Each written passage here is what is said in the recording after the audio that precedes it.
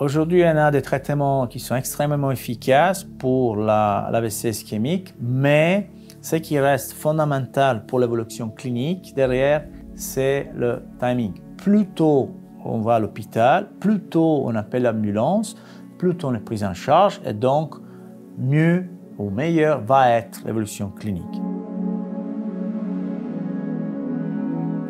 Je suis Paolo Macchi, je suis le responsable de la neuroradiologie interventionnelle des hôpitaux universitaires de Genève. La neuroradiologie interventionnelle, c'est une spécialité qui traite la pathologie vasculaire du cerveau, hémorragique et ischémique. Ischémique, ça veut dire quand une artère est bouchée. Hémorragique, c'est quand une artère est plutôt rompue. Dans le 80% des cas, quand on parle d'AVC, on sous-entend un AVC ischémique, donc un caillot ou un thrombus qui a bouché une artère. La thrombectomie mécanique est le traitement endovasculaire de l'AVC qui consiste à aller chercher physiquement le caillot, le thrombus qui a bouché une artère. C'est un traitement qui est réalisé par le neuroradiologue interventionnel. Et ce traitement est efficace depuis la disponibilité de stent retriever. Stent retriever est ce qu'on appelle le game changer dans le traitement de l'AVC. Avant, le traitement de l'AVC était très peu efficace en présence d'un gros thrombus qui bouchait une grosse artère. Ça se faisait uniquement avec la fibrinolyse intraveineuse. Et l'efficacité de la fibrinolyse intraveineuse est proportionnelle à la taille et la consistance du caillot. Donc un gros caillot difficilement été visé. Et par contre, les conséquences cliniques du patient, c'était très grave puisque une grosse artère bouchée, ça veut dire une grosse partie du cerveau farcie. Depuis les années 2009-2010, on a eu cet outil magique, je dirais, qui nous a permis vraiment de rattraper ces caillots. Enfin, on déploie le stent au niveau du caillot, puis le caillot il reste attaché, on va dire, au stent, et puis on retire le stent.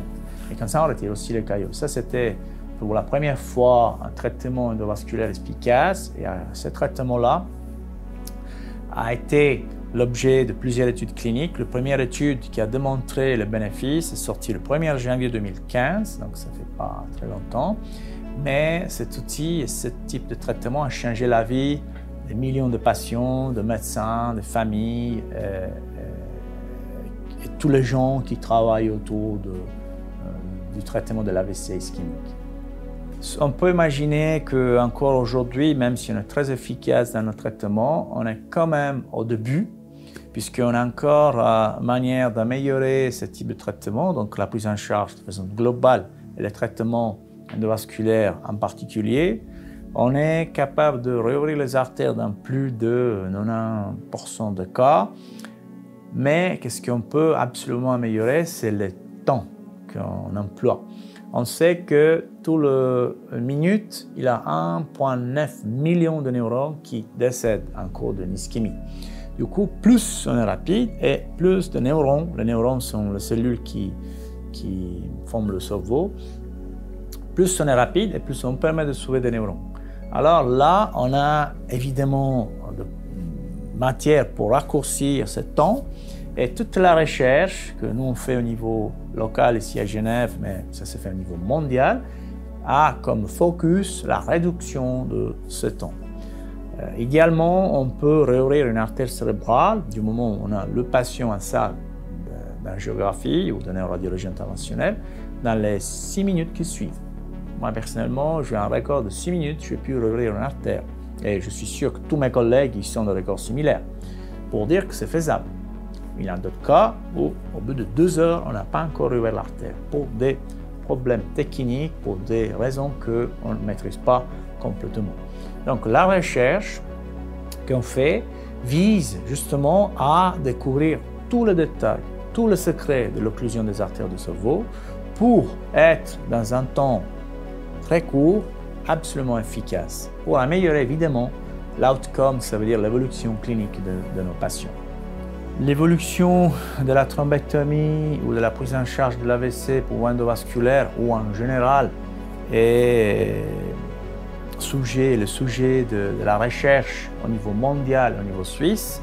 Nous, à Genève, on travaille sur plusieurs aspects de la prise en charge endovasculaire pour pouvoir l'améliorer. On travaille avec l'intelligence artificielle, la robotique et même sur certains dispositifs.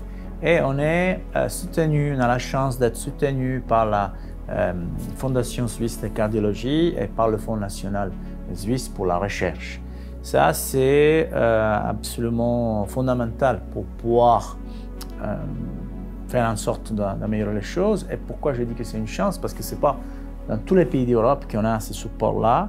Donc, grâce à ça, on peut évidemment soutenir un laboratoire de recherche, de chercheurs. On peut vraiment essayer de pousser les choses pour le mieux de nos patients au final.